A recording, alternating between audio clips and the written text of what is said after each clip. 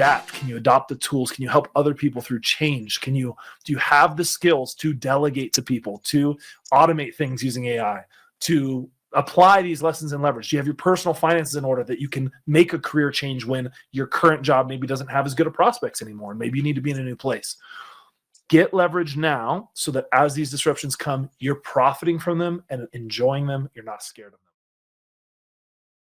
Hi there, I'm Charly, your online business manager and WordPress expert. My goal is to assist small to medium business owners build their businesses with a focus on using the internet and online technologies in an appropriate and cost-effective manner.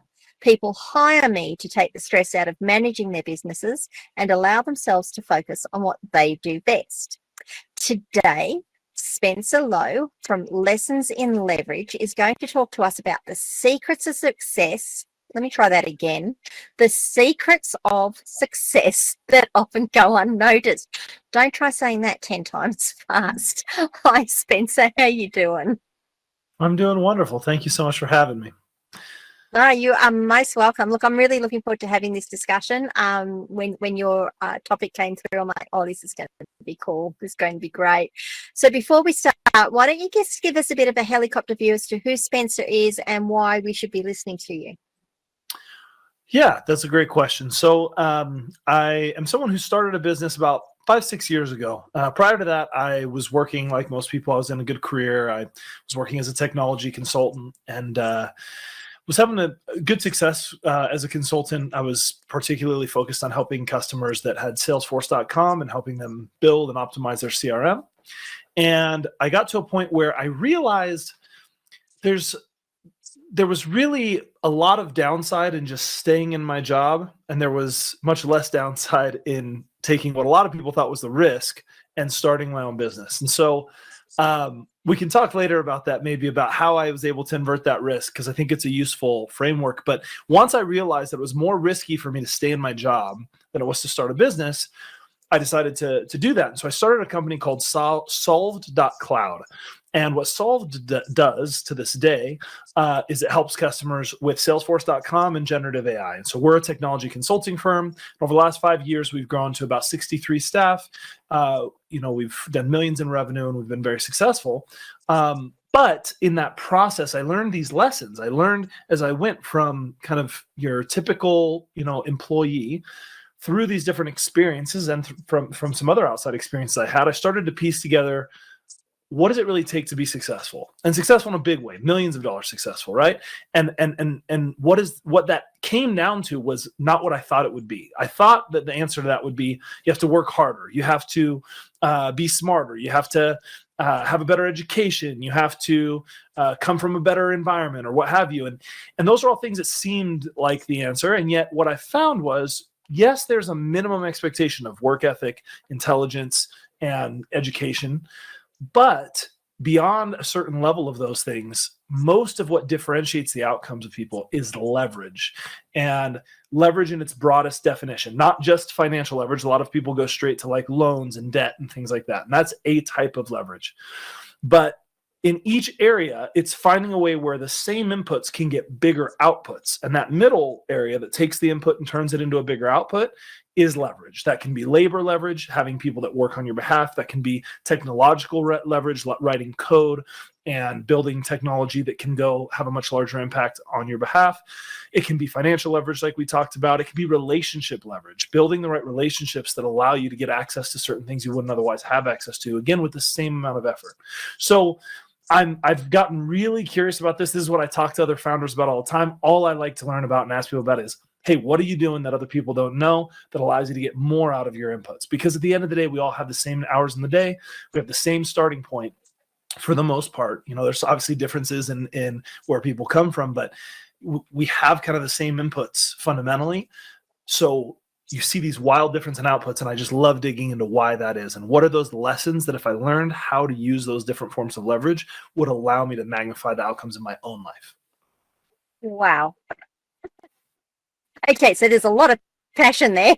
You clearly enjoy what you do, and I love hearing you talk about that. It's actually something, because I do a lot of bootstrapping with organizations when we like startups, and bootstrapping is really all about leverage. It's where do I put my effort or my money or my energy today to give me the next thing to hook me along. So I love hearing about it. And I'm sure we're going to have some really good conversations, because being an Australian, we learn about using things to the maximum because the exchange rate really kills us. Okay, so just a little bit more about you. You're in the US, so people know, in case they hadn't gathered by the accent. Whereabouts in the US are you? I live in Utah. It's a beautiful state on the western side of the U.S., has some of the most beautiful natural geography that you can visit. So if you're coming to the U.S., the Grand Canyon runs just underneath Utah in Arizona. And if you go north from the Grand Canyon, you're able to see all sorts of beautiful things. Zion's National Park is one of the prettiest places on earth. There's Bryce Canyon. There's Arches National Park. There's tons of national parks and state parks in Utah that have just some of the most beautiful geography. Everything from, Moab, which is world renowned for its off-roading and rocks. You've got beautiful desert. You've got incredible lush mountains, some of the best skiing in the world in the Rocky Mountains. So it's just such a beautiful outdoorsy type place. And I'm someone who appreciates taking advantage of that. Look, I can attest. I was in the US for 3 months last year, and at Christmas time we flew into Arizona, and we drove from Arizona to Oklahoma and back again. Wow. And I got to see the Grand Canyon, and oh my goodness, I have seen some beautiful places in Australia, and I kept saying to my mate, I could absolutely totally live here. This is great. So that explains why you've got the little camper van you were telling me about, and you head off bush, because you've got some beautiful places to go camping. Fantastic. Alrighty, so let's have a chat about, I actually really wanted to dig in, first of all, as to how you managed to flip that risk. I think that's a really good place to start. I know you mentioned Salesforce, and we will get into what Salesforce is to give it a little bit more context. But I think to start with, leaving a really high-paying job, going into your own venture, not knowing if it's going to be successful or not, it is a high risk. It sounds like you had it pretty well minimized to start with, because you obviously saw something there. So why don't you share a little bit about that and what you found? Yeah, so there's a couple of components to this that I've learned. One is that we really, really overvalue perceived losses. And this is well documented. Kahneman and Tversky were the researchers that established this whole field of what's called behavioral economics. And they did these experiments and figured out that when people see things through what they call the loss frame, what I'm going to lose, they make very irrational decisions. When they see things through a gains frame, what they could gain, they make very rational decisions. And so if you know that this is a bias we all have, one of the things that you can do to take advantage of that is to get yourself out of a loss frame, which if you're talking about leaving a job, fixating on what you're losing or what you actually perceive that you're losing, you actually aren't necessarily losing. You might say, I'm going to lose all these relationships with my coworkers that I love. Well, not necessarily. You can actually keep those when you leave. I'm going to lose my salary. Well, yes, but you're not taking into account the money you could make. So you may or may not lose your salary at all, depending on how you go about approaching this process. So you want to first pull out of the loss frame and look at the gains frame, because your brain will naturally undervalue and not look at that gain side. And so what I had to do was figure out, well, what do I have to gain? And what I had to gain was earning significantly more money on my own. In addition to the fact that if the business went well and I hired employees and it grew, I could make significantly more money and end up with this asset of a business that's worth a lot of money. And if I failed, if I looked at my life and I said I could live for 6 to 9 months with no money anyways, and we'll talk about that as one of the lessons in leverage. Having your personal finances in order gives you leverage to take some of these risks. So if you don't ever get your personal finances in order, then you can't take some of these risks. But for me, I knew I could live probably 9 months without any pay. So if I failed at the end of 9 months and I had no pay, what I had to look at is how hard is it for someone with my skill set to get a job, which at the time, it was very easy. And most jobs were actually paying a premium on what I was making because I had only worked for one firm and I was early in my career. And this is true for a lot of people. They get in their first job, they work for 3 to 5 years, and then they find out that now they're worth a lot more. Yep. And so that inflection point was really good because what I realized is worst case scenario, I'd get a job at another firm making almost double what I was making, which meant in a worst case scenario, I'd spend 9 months, then I'd get this new job that makes double, which means I would need about a year and a half to earn all the money that I had lost and be back to where I started, but with a much higher paying job. So that math doesn't work out the same for everybody, but there's often versions of this where you've overvalued what you think you're losing. You maybe haven't considered how easy it will be to get it back, especially if you have a very in-demand skill set that is marketable. And also, I'm like, I might be worth even more after I have the experience of running my own business for a year, even if it fails. That'll give me more skills and experience and learnings that will make my skill set more valuable.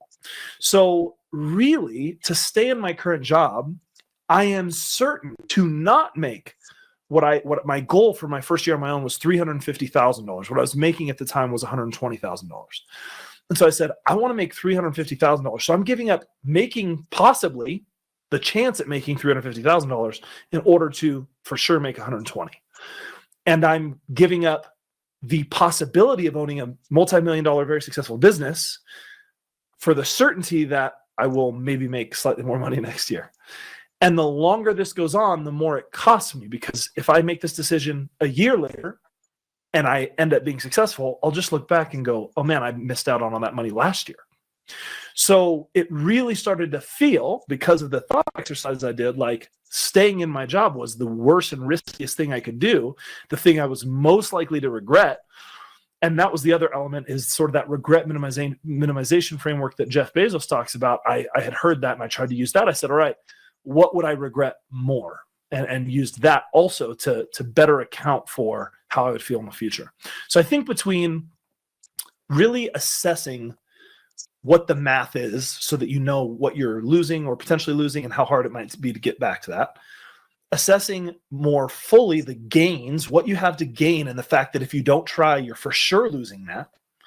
And so that then starts to feel a little scary. And then getting to the regrets framework and saying, all right, how am I going to feel about this 5 years, 10 years from now? In any of the situations, if I stay in my current job for 10 years, am I going to look back and regret that I didn't try? If I stay in it for a few more years and then try and I'm successful, will I regret that I missed out on the money? And you start to see that most of these decisions, at least for me, the answer might not be the same for you. You may not be an entrepreneur. But for me, the answer became clear that across the board, all those things meant taking on the risk of starting my own business was far less risky than staying in my current job. And I think the other thing that I didn't hear you say, and it was implied, is that you took the emotion out of it. It wasn't, you took that emotion of fear and certainty and put it to the side and said, what does this look like on paper in a purely numbers-based system? So many of us forget that the emotion is there, that we're always, there's always going to be something we're afraid of. That's such an important point, and there's two things I want to say on that. The first one is I didn't know I was doing it at the time, but by doing those exercises I just said, I felt my emotions switch out of a fear-based mindset or a scarcity mindset into a confident, faith-based mindset or abundance mindset. And now I've done a lot more work on my own mindset over the years, and now I look at that, and that is absolutely something to be hyper aware of, which is anytime you make a decision out of fear, you are most likely to end up with a worse outcome than making a decision out of faith or belief. And I guess to be clear, just in case there's any difference in the way we mean the word faith, faith can certainly mean religion or God or those things. When I say faith, I'm referring to a very straightforward definition, which is I believe faith is what allows us to think past rational limitations. Rational thinking makes the box smaller. It tells us it's deductive reasoning. It's removing what's possible and getting down to more certainty through the process of less. And faith is what allows us to think beyond our perceived assumptions and limitations and start to imagine something greater. And then we find a rational way to get there second. And so it's like a little yin and a yang between faith and rational thinking. But fear pushes us strictly towards rational thinking. So it just keeps making the box smaller.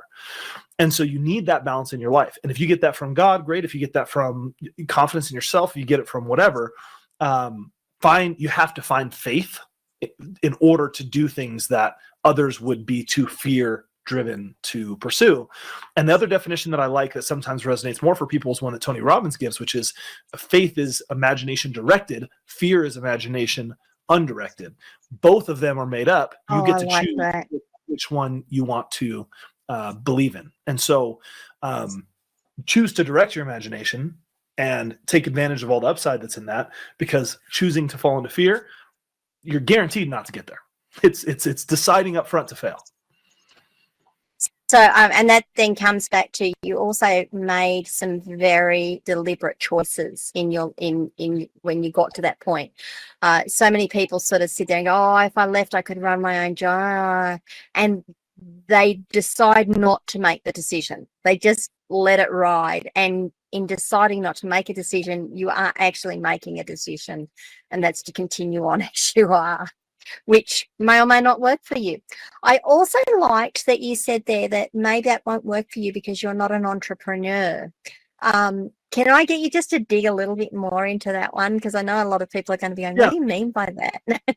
Yeah. So when I was an employee, I had this belief that I had sort of a story in my mind about when people talk about how hard entrepreneurship is, it's because they're trying to like keep others out. Like they're trying to, it's kind of like it's the cool kids club and they don't want me in it. And I don't know, I think I could do it, and I sort of had that wrestle.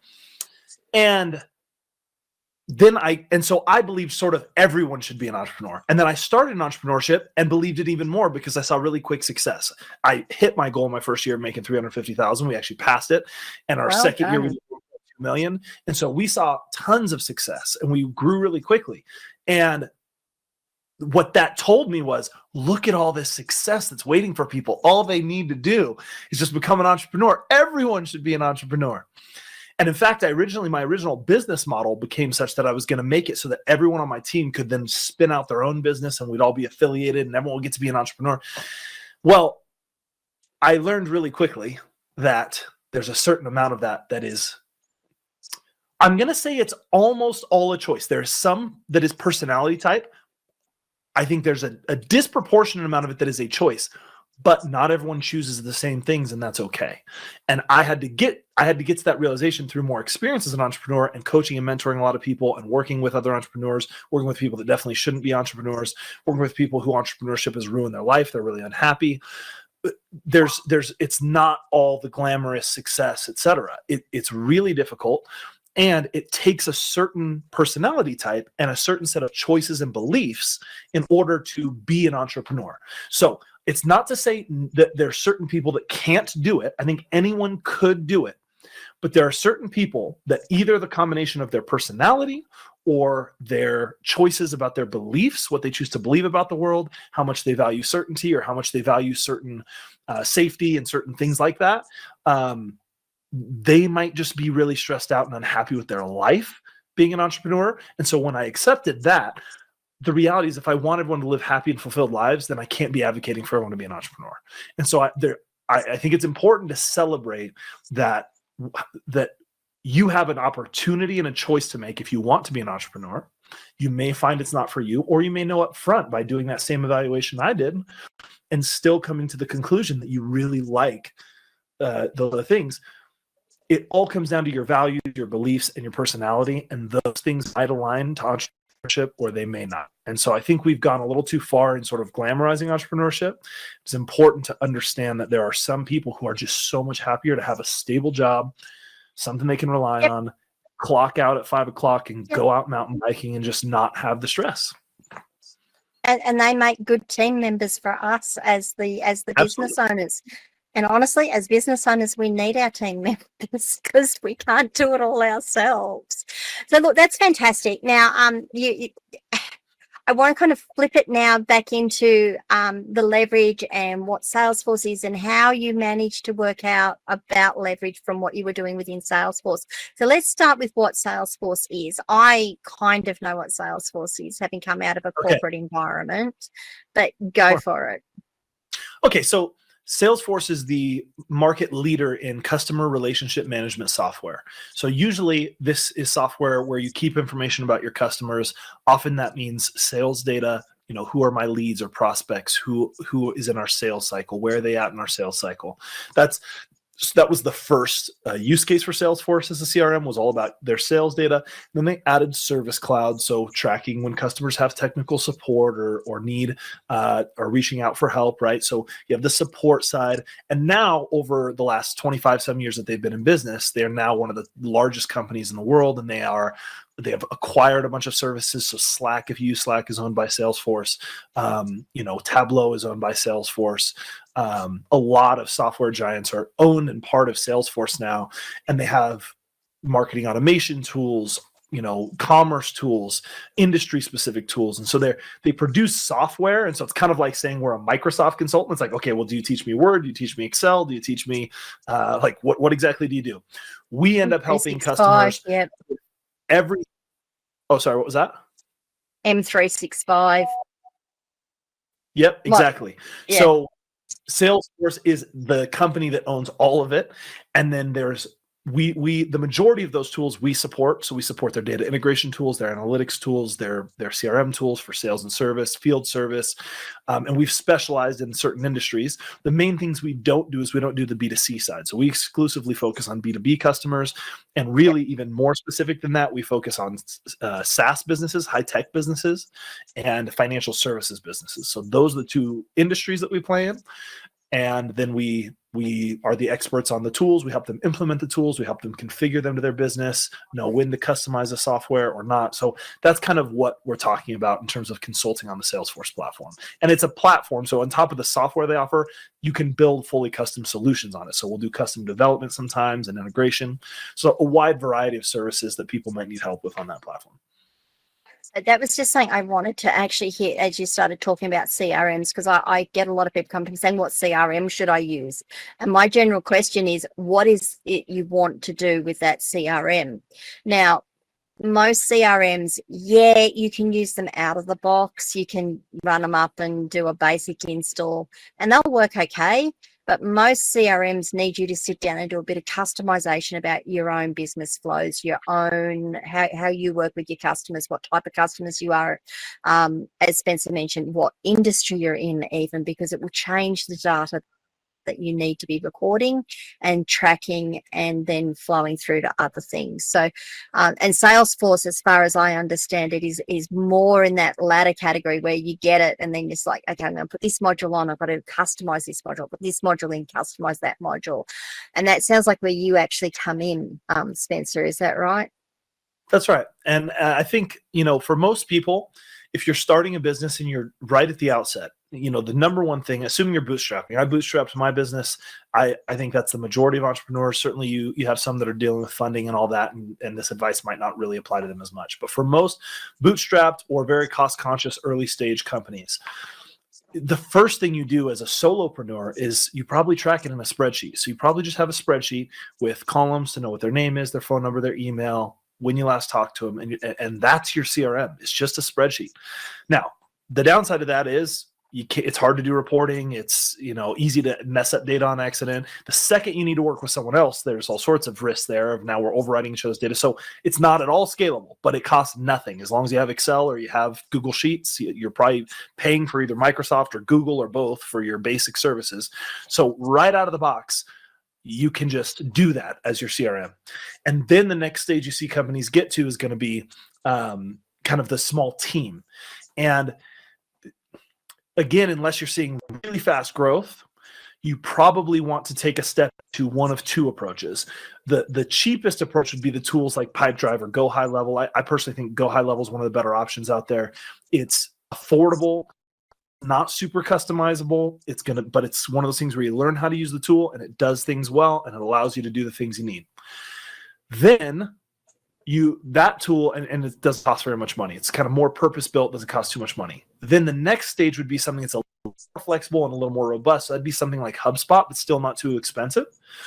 when you're looking at more of a larger team, let's say 10, 20 employees, and you're starting to really build something that you want to scale with, that's where you want to be in Salesforce, because they have by far the best integration capability, reporting, ability to manage permissions and teams. And so most companies end up at some point on Salesforce, but it doesn't mean you need to start there. And a common misconception in technology that entrepreneurs have is they'll come, especially new entrepreneurs, will say, oh, I want this to be future-proof.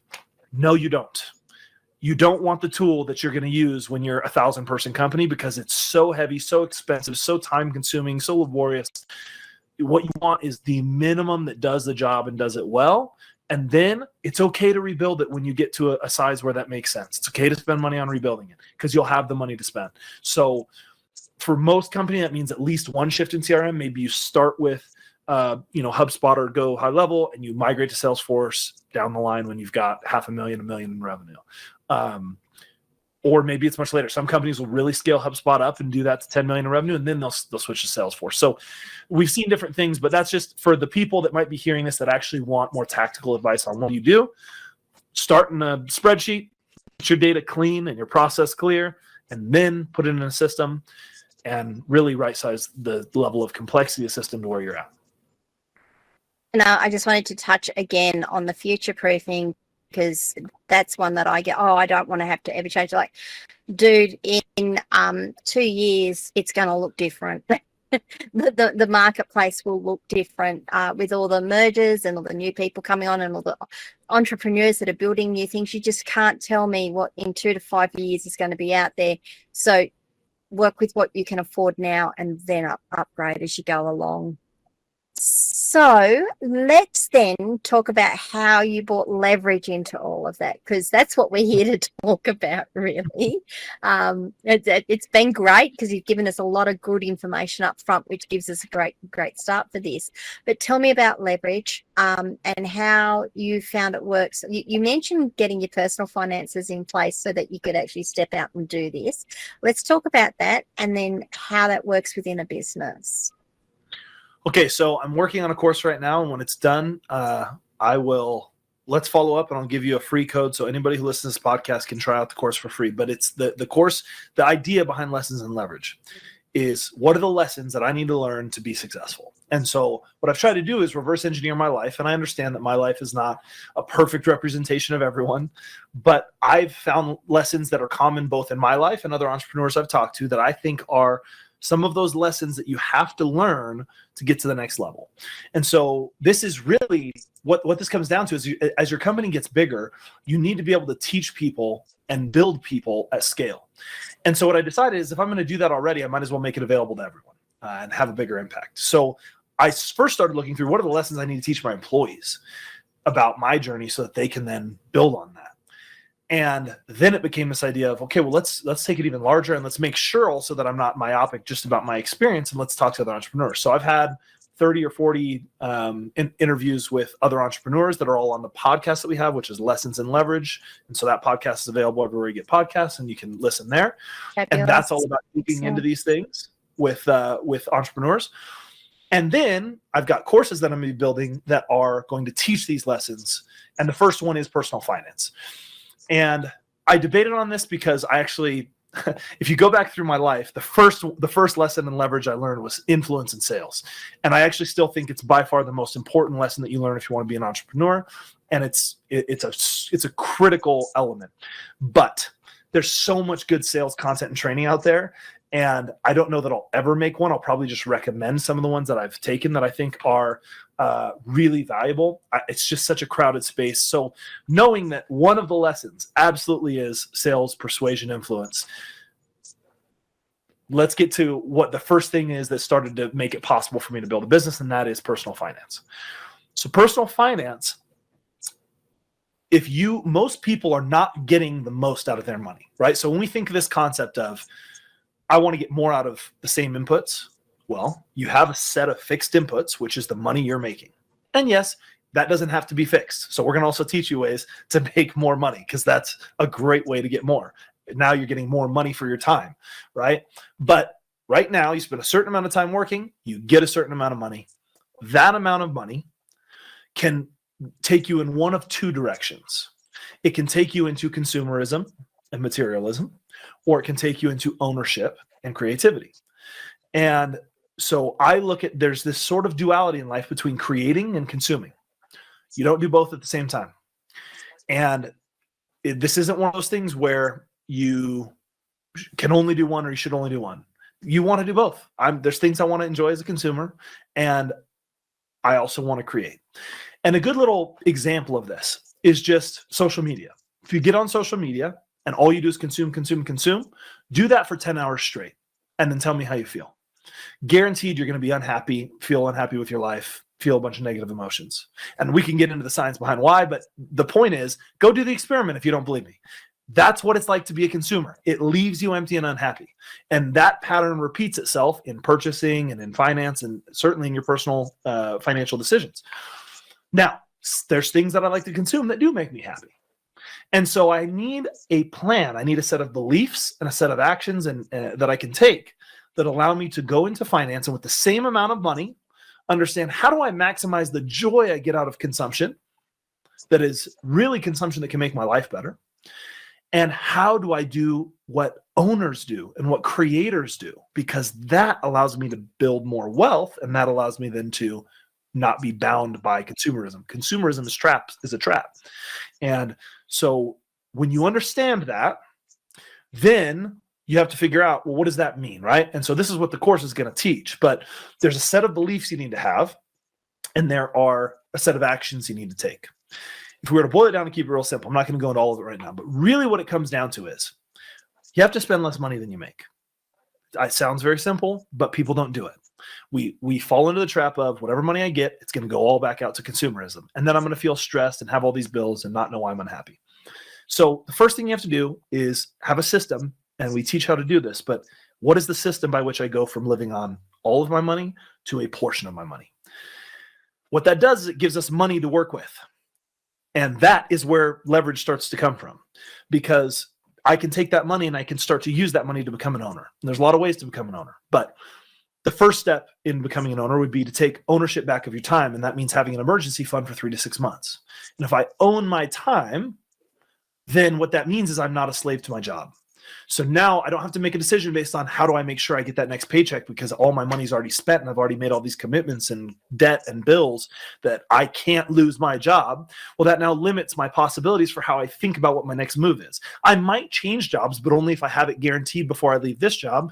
And that means I'll only look for kind of a lateral move. I won't do something creative or bigger than just a lateral move to maybe make incrementally more money. And so I'm beholden to the fact that my finances are not giving me the leverage to make more choices. So you get your personal finances in order. It gives you the ability to make those choices. Once you have that emergency fund that lasts you for 6 months or more, for me, I had up to 9 months at the time. And that gave me confidence to know I could go take a bigger risk. My family was still going to be cared for. My wife was pregnant with our second kid when I told her I was going to quit my job, or I asked her. I said, all right, if I quit my job, we're not going to have health insurance. You've got a kid coming. I'm gonna have to pay for health insurance out of our pocket, which was like $1,400 a month. So I'm gonna have to pay for all this health insurance. Like, what if we lose everything and we have to sell the house and move into your parents' basement? Would you love me or would you leave me? And she said, oh, it's okay. But as long as if that happens, you take a job and then you get us back into a good situation. So great. As long as I know I'm not going to lose you doing this, that was another element, another part for me of building the confidence to make the choice. I knew that I wasn't going to lose the thing I cared about the most, which was my family. And so I felt safe taking the risk. But I also could tell her, because she asked, well, what does this mean? I could tell her I can pay health insurance for the next 9 months. I will put food on the table for the next 9 months. I will be able to provide a basic standard of living for the next 9 months. So we'll be okay. And that gave her great confidence to say, yeah, I believe in you, to take the risk. So I don't think she'd been as gung-ho if I told her, oh, we run out of money next month and then we're in debt. She probably would have been a little more cautious, appropriately so. And I probably wouldn't have had the confidence to leave. So this is where getting your personal finances in order. Now, these are just the first few steps. There's a lot more to personal finance. Obviously, once you have that emergency fund built, then you need to think about what do you do beyond that, which means learning to invest, understanding how to invest, understanding how to do that in a responsible way. there's all sorts of things that come downstream of that. There's skills in terms of banks and getting out of fees and minimizing fees and maximizing returns and getting obviously, if you have any debt, you got to get out of that first. So there's a bunch of things to talk about, but the main element that applies to what we're talking about is if you're out of debt and you have your emergency fund set, you now have leverage to make different decisions because you're not beholden to your job. And this is a feeling that most people have never had. And so most people, even if they would be an entrepreneur, don't know it yet because they've not actually been in the position to be able to make the choice. So you don't have any choice available to you. You only have the choices that you perceive are possible. And so this is why the first lesson is personal finances, because once you get to that state and you say, I have no debt to my name, I have 9 months or 6 months at least of savings that I could live on, you might become a different person because you have different choices available to you now. So that's why that's the first lesson. Awesome. Look, there is a whole heap of information there, and digging down into it will take us weeks, if not months, to go through. I so appreciate you saying that. And I just loved hearing, you had a plan. What I really, really appreciated is not only did you speak to your wife about it, you said to her 9 months. And what that did, and the agreement that you had was that at 9 months, you would reassess, obviously. But if it wasn't going, it was like, yeah, I'm going back to work. That's what I've got to do. So she had some stability. You had some stability. And as I've said in other things that I've done, having a goal and having an objective that you're focusing on actually makes things easier for you. You know where you're going. You might not get there directly. You might veer off and go up and down and all those things, but you're heading forward. You've got somewhere that you're aiming for. So that's fantastic. Now, so that's where you leverage like your personal finances, is having that available so that you can step out and do what you want to do. Where does leverage work in the rest of your business? I mean, you've mentioned several things in your introduction, your personal connections, your technology. It's not just money. It's not just finances. Let's have a chat about that. Sure. So the next one that really came into play for my journey was relationship leverage. And so one of the reasons I chose my first job as consulting is because I knew that I'd be quickly involved with very high net worth individuals in influential positions. And I would be able to, because I had specialized information, I'd be able to get into rooms I wouldn't have been in otherwise earlier in my career. So as general career advice for people, if you are still in your career, and especially if you're early in your career, I recommend specializing in something early that will get you into rooms that you wouldn't otherwise be invited in. If you're just a general consultant, like a business consultant, well, then I'll give you a story that paints this picture perfectly. I had been consulting for about 3.5 years. And we had a client that hired us for the largest project the company I was working for had ever done. It was, I think, a $5 million implementation of Salesforce and NetSuite. Huge project. We hadn't done anything close to that scale at that time. And at the time, I was the highest performing consultant. I was also managing a team. And the owner of the company came to me and said, listen, I want to take this on. And I'm debating whether or not we can do it. But I'm convinced that if you lead the project, we will be successful. And so are you willing to take this on? You'll have to fly 4 to 5 days a week to be on site with the client. So it'll be a ton of travel. And this is what it looks like. This is everything they're doing. Can you do this? And I said, yeah, I got it. I'll do it. So we fly out for the initial introduction with the team. Well, they had 4 other consulting firms that were there. And so they did this big kickoff meeting with the executive team. They're doing like $400-500 million a year in revenue, this company. So very, very large company. And so we get into this room. There's like 30 some people in this room for a kickoff meeting. I'd never been in a project kickoff meeting with this many people. And they say, hey, we're going to do introductions. We'll start with the executives of the company here. So you know who's who. We've got the CEO, the CFO, the COO, the controller. These are all people that are going to be somewhat involved. And then we'll go around and we'll have all the consultants introduce yourself. As they went around the room, they started with like their management consultants. And every one of these people was like, I have 25 years of change management experience. I've helped Apple when they were first implementing this. I worked with Facebook and Google, or I did this. They all had these incredible titles, experience, and that's why they were in the room. And they got to me, and I'd been consulting for 3.5 years because I worked at the same time I was getting my degree. So I had actually just graduated with my master's degree in information systems management 2 months earlier. And so all I could say was, I'm the top performing consultant at our company. I have a master's degree in information systems management, and I'm certified on all of the products you're implementing, and I'm going to make sure this is successful. And that was my introduction, and I had nothing else to go on. I had probably the weakest introduction of anyone there. And they continued around the room. But it was such an eye-opening moment for me, because what I realized was I'm only in this room because there's not someone with 30 years of experience that can do this. There's not someone else that is charging a higher rate that's better that can do this. I'm here because I'm the best at my company, and there's only so many people with this skill set, and my company trusts me to do this, and we won this deal. I never would have been in this room with CEOs and CFOs and people of this caliber and this net worth and importance at that point in my career. Now, there's a moral to this story. There's a reason I'm telling you. One is, this is the value of having specialization early, is by the time that project was over, every other consulting firm had been fired except for one, and they had just completed their project and left. We were the only firm left standing, and I was working directly with the CFO on making that project successful. So I built a personal relationship with that CFO, and I built a personal relationship with the leaders of those other consulting firms, and I tried to cover for them when they were in trouble so that each of them, when they left, had a good impression of me. And what that meant is I now had high-value relationships. And I also had high-value relationships from other clients that I'd worked with, because most of the clients we had, even the smaller business, if it's a small business, I was working with the owner, the founder, the CEO, COO, something like that. So I had built out this network over 3.5, 4 years of consulting that was really valuable. So I knew that when I left, I wasn't starting from scratch. And the way this played out is one of those other consulting firms, the management firm actually, I reached out to the people that were on that management consulting firm because they worked with a certain private equity company, and they did the implementations for all of their portfolio. And some of the people at my company had burned the relationship for my company with that firm, but I had a personal relationship with those people. So when I left, I went to them, as well as talking to everyone else I knew, but I went to them and I said, I've started my own business. I'd love to work with you on a new project. I will not compete with my old employer anywhere. Both out of formality, if I had a non-compete in my agreement, but also I was not going to do anything to harm their business and starting my business. So I said, but if you have a new project elsewhere where you need Salesforce expertise, I'm your guy. I'll come in. I'll do a great job. You saw what I could do, and I'll help you.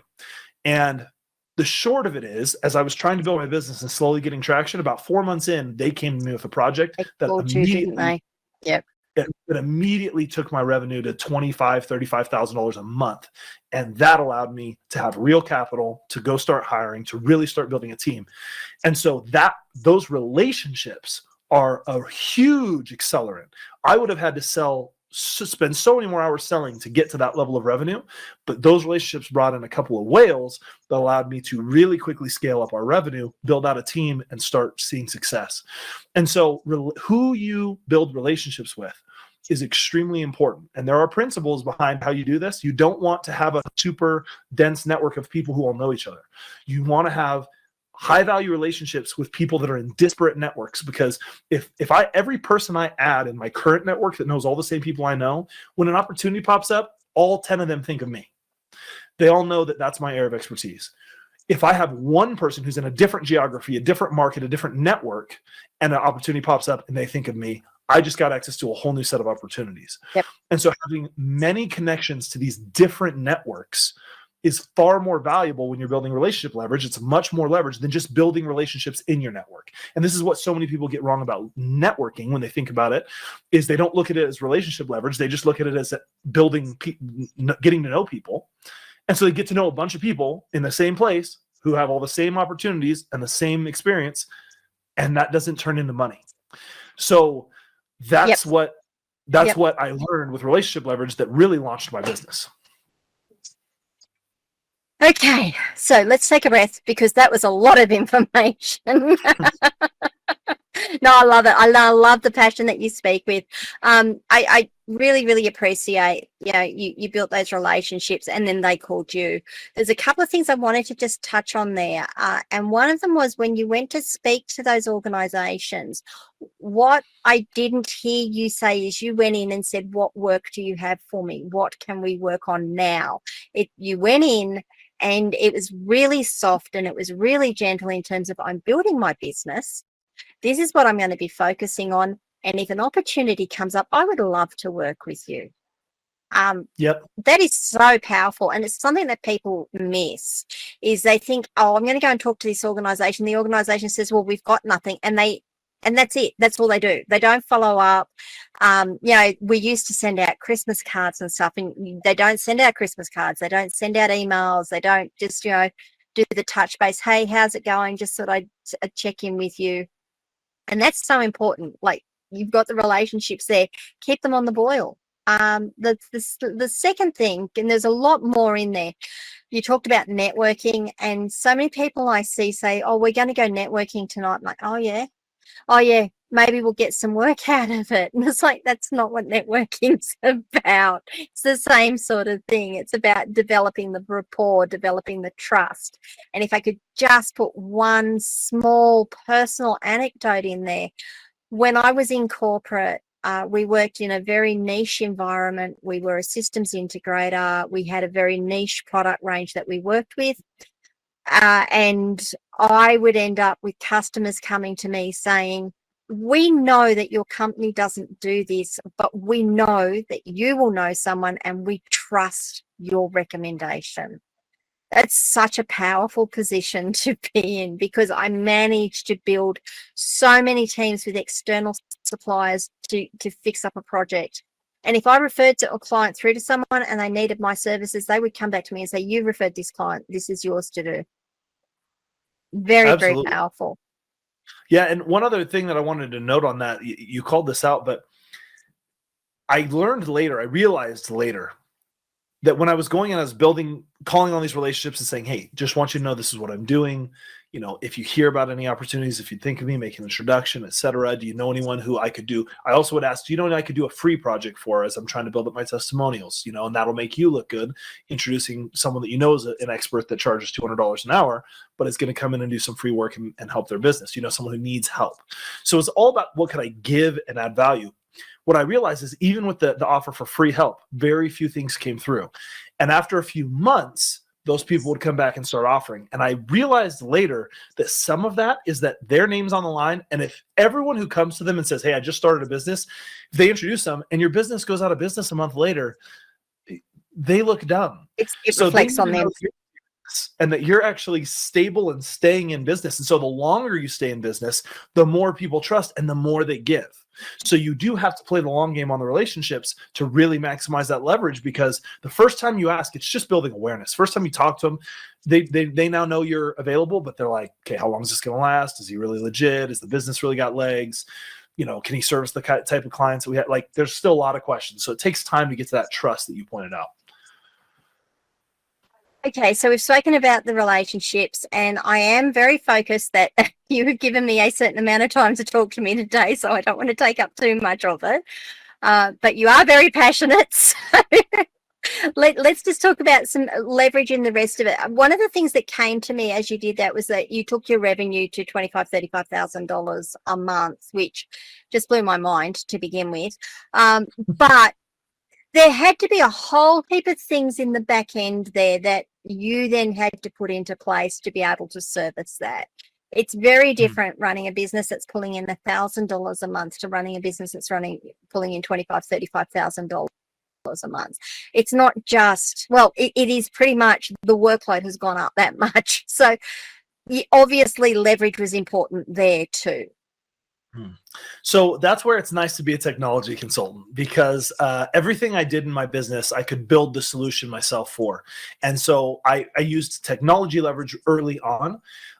Also, a part of the story I haven't shared is when I joined the company I was working for before, they were only doing about $1 million in revenue. And I helped them grow to about $8 million in revenue the year that I left. And I'm running about half of that company. And so I knew what was coming. I knew because I had done it once for someone else, I knew the problems that were going to come down the line. And so I had custom designed for them, after several iterations by other people, a time management system that I knew would work, that was simple, that was super effective, that I built in Salesforce, and that we used to do all of our time management. I had designed a process that never got implemented for how I wanted them to do invoicing. And so I had thought about all this in the past. So when I was given the opportunity, I recommended everyone else, you don't start on Salesforce. I bought Salesforce immediately because it's the tool that I know inside and out, and it's an area that I knew I could quickly build custom solutions. So that when I started, I bought Salesforce and QuickBooks immediately.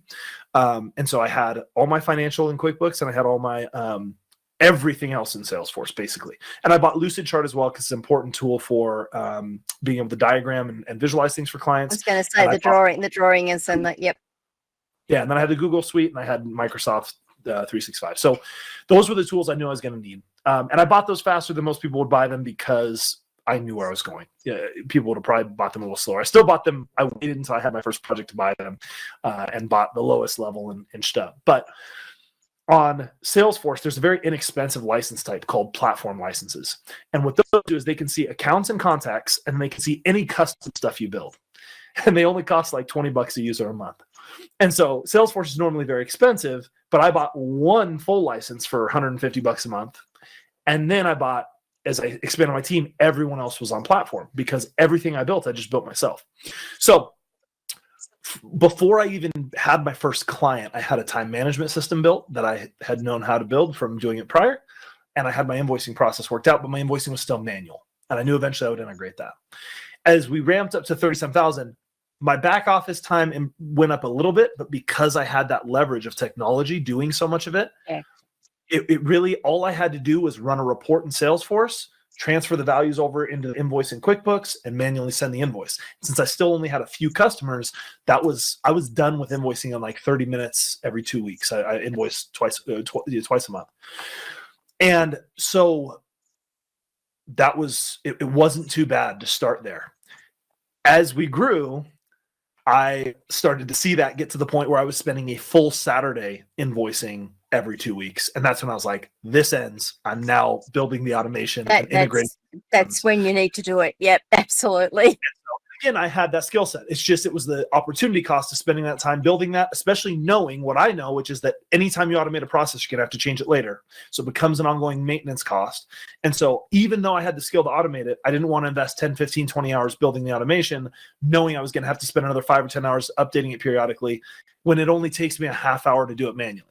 But the second it started taking 8, 10 hours to do it manually, I'm like, this is an easy decision to automate it. And that's how I recommend most people think about automation for their business. It's just starting with doing it manually, then proving that there's value in the cost of the automation, and then also using the experience you had from doing it manually to know what corner cases or where you need to be able to pause or reverse the automation or undo things because you've done it manually. So you know what you're planning for more than just the conceptual. Whenever we plan the conceptual, we just plan the happy path that's always going to work. And then in practice, you're like, crap, it automated all the way through and it sent to the client, but I actually needed to undo that. Or, oh no, what do I do? And now I have this whole headache to unwind all that automation. And so knowing the steps all manually first is a little extra plug there for people that want to automate something in their business. So I just wanted to then come back because you said you had the technical knowledge on it. What would you recommend to entrepreneurs who are trying to get started and they don't have that knowledge? They've got to work it all out from scratch. Where would they start? Yeah, I would start with an hourly VA in the Philippines. So I would, when I got to that point where it was like eight hours of work twice a month, you're talking 15 hours. You can get an hourly VA, someone that's consistent, that's doing 15 hours. You're probably paying a little bit more of a premium for that since it's hourly. It's not like a consistent, 40 hours a week or something. So maybe you pay $6 an hour for that. So now you're talking about 15 hours times 6. You're probably getting a good ROI using a VA. Again, so if you've done the process manually and you document how that process works, now I can take a VA and have them do those tasks, some of those tasks for me. So that would probably be my first step if I needed to get it out of my hands. And this is true most of the time. Usually as you're scaling your business, you're going to rely on labor leverage or technology leverage. So the first thing you got to understand are what are the different types of labor leverage I have available and how much they cost. VAs, especially in the Philippines, which is my personal favorite just because they have the least of a language barrier and they're very affordable and talented. I've found good people there. If you need really technical people, India might be a better choice, but they're more expensive and more of a language barrier, generally speaking, even if they speak English. But that being said, there's different places you can outsource to that are going to give you more leverage for more redundant menial tasks, things like that. Then obviously I hired an employee at one point. That's a different cost structure and costs more, but I'm able to give them different types of responsibilities. So being able to parse out what levers do I have to pull in the labor department? Because that's one way I can get things off my plate, is I can delegate it.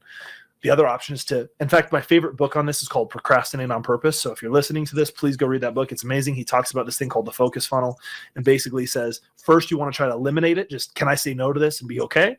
If not, then I want to try to delegate it. And again, be smart about delegating to someone at the lowest cost possible. Then if not, can I automate it? If I have to do it once, can I do it such that I don't have to keep doing it in the future? So can I automate it? If not, and it has to be me, can I procrastinate it, with meaning, can I do it later with no increased marginal cost? Because if I can, then I'm going to delay it, because by delaying it, circumstances might change. I might not even need to do it in 2 weeks. So, but if I can't delay it, then I have to do it now. Love that. So the last step is concentrate. And that means I'm going to do it. I'm going to do it well. I'm going to really concentrate on it and make sure it's valuable, because it's taking my time. So when you think about leverage, that book gives you a good framework for how to think about multiplying your efforts using those different strategies of elimination, delegation, automation, procrastination, and then getting more out of the same amount of hours in the day. Fantastic. Well, that's great. And the other thing that I just wanted to add into that from my own perspective is, if you're looking for a solution and you don't know what you need to find someone you can work with using those techniques that you trust to guide you the right way. And even if you don't know what questions to ask, you need someone who can ask you the questions that you need to answer, so that then you can work your way forward. It's not easy. It is definitely not easy, but it is so worthwhile doing. Absolutely. Yeah, that's a good point. There's the, when you need expertise, there's sort of a process I went through early in my business, because I didn't have a lot of money, right? So I'm assuming this all for the very early entrepreneur. When you have more money, your best bet is to pay for a really high quality resource, a consultant, someone that has a ton of talent, ton of expertise in that area. Go straight to them. When you're starting from the bottom, one of the most common patterns is you learn how to do it yourself, and then you need to be able to teach someone to do it or automate it so that you don't have to spend your time on it. And when you're in that pattern, you can take someone like a VA and teach them. But that assumes you already learned and knew how to do it. So if you need to know how to learn how to do it, like you said, finding someone who can teach you as maybe a consultant, or entrepreneurs, generally speaking, have empathy for other entrepreneurs. So what I did was I tried to build relationship with entrepreneurs that I knew had gone through the thing and ask what they did. And that sometimes was enough for me to not have to spend money on consulting or on additional services, because they would tell me, oh, hey, if you just use this tool, like for me, hiring my first employee, they said, just sign up for QuickBooks full service payroll and they do everything, and just trust it. And I was like, okay. And I did, and it worked. And that was good for a few years till I finally realized that was kind of a bad service. And then I upgraded, and we had more money and different things at the time to upgrade. But it was enough to just trust it and get it done, and not stress myself out over, am I following all the right regulations? Am I doing everything right for hiring an employee? So network with people who can just give you the one sentence answer. And when they see that you've done the work and you're just trying to get to that solution, they'll want to help. Yep. And the other thing that I just wanted to add into all of that is, don't try to come up, if you don't know, don't go out and look at what tools are out there and say, I want to use this tool. That tool may not be the right thing for you. Have in your mind what your process is and what you're trying to achieve, because when you then talk to the right person, they will be able to say, oh, given that these constraints, this is what you want. And they will guide you in the right direction. You won't be throwing good money after bad or good time after bad trying to work out whether this is what it's going to work, or trying to make it work within your own framework. Just wanted to add that in there, because that's something that I see a lot of people do. It's like, oh, big bright shiny object syndrome. This has just come through my email. I want to use it. Well, what for? Where is it going to give you your, I call it bang for buck. I guess you'd call it leverage. Well, and that's a really important concept for people to understand, and something that even as a technology expert who implements technology for a living, we still to this day, we have maybe 2 or 3 tools that I didn't have when I started. I have been extremely regimented about once we adopt a tool, we stick with that tool, we stay with it unless there is an overwhelming business case not to, because keeping the number of tools small is such an advantage. Every time you change tools has a change management cost, a slowdown, a learning process. It is always seems better than it is, and it's never the solution. It's never. There's no tool that's the solution. Any tool that's good, you got to update the process to work with it. You got to make the people adopt it well. There's more than the tool. And so when you look at it holistically, you have to have an extreme bias away from pursuing more tools or new tools.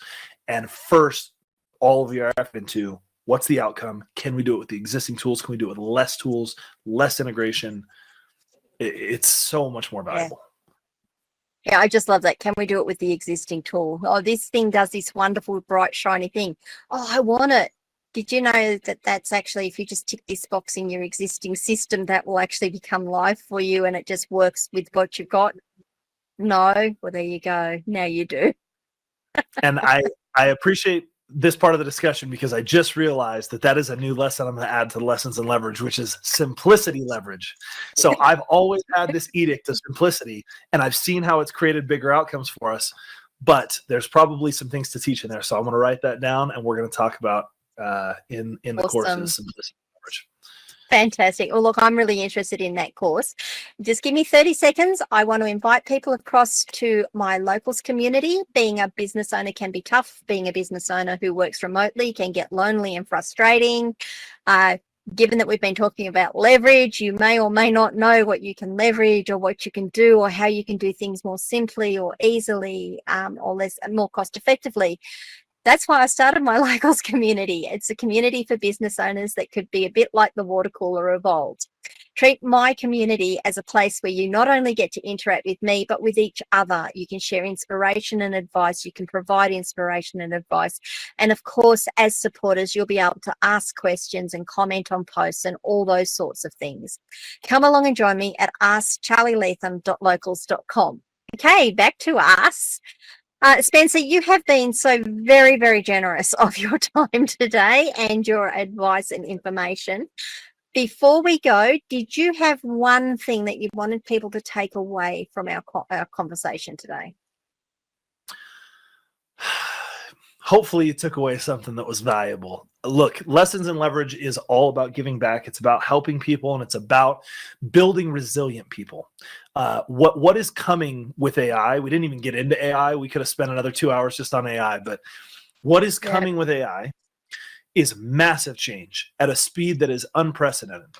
And what will define whether or not that scares you or excites you, whether or not that's really painful in your life or an opportunity, is your ability to harness these skills, your ability to be someone that is resilient, emotionally resilient, can learn quickly, and is wielding leverage throughout your life. And you can use AI as a source of leverage, or you can let it disrupt you and you can end up out of work and frustrated. But there is real change coming that people need to understand. It's going to come quickly. It's going to be very disruptive, and undoubtedly will be to some people somewhat scary. But there's massive opportunity. The larger the dragon, the greater the hero. The bigger the problem, the larger the opportunity. So there is massive opportunity in it if you are prepared emotionally. And most of what people today rely on to be valuable is specialized knowledge. AI is going to democratize and commoditize all of that. So you won't have a defensible business position or career if the only reason you're valuable is you know something other people don't know. What's going to really matter is, can you learn things quickly? Can you adapt? Can you adopt the tools? Can you help other people through change? Do you have the skills to delegate to people, to automate things using AI, to apply these lessons in leverage? Do you have your personal finances in order that you can make a career change when your current job maybe doesn't have as good of prospects anymore? Maybe you need to be in a new place. Get leverage now so that as these disruptions come, you're profiting from them and enjoying them. You're not scared of them. And so I would invite you to come listen to our podcast, Lessons in Leverage. You can go to lessonsinleverage.com and follow us on different social medias, follow us on the podcast platforms, and I will announce in those places as we release these courses so that you can participate there as well. Fantastic. And that was going to be my next question to you, is how can people get in touch with you? You've done that for me. Please do keep me updated. I will make sure I go and subscribe to all of those and let people know. And potentially, maybe you'll come back and talk to us a little bit more about AI, given this wonderful conversation today. I'd be happy to. Fantastic. Look, I like having repeat guests, and especially if you've had a good time, I've had a good time. Guys, I would love to see your comments on this. I'd like to see your questions. Leave them down below. Message me on my pages on social media. You can go to my website and leave messages, and my team will get them and pass them back through to me if I don't see them myself, because I've got a team that sits beside me, so when I get busy, they can help me out. Apart from that, remember to, let me see if I can get this one right, like this video, subscribe to my channel, and ring the notification bell so you find out when we do drop more content.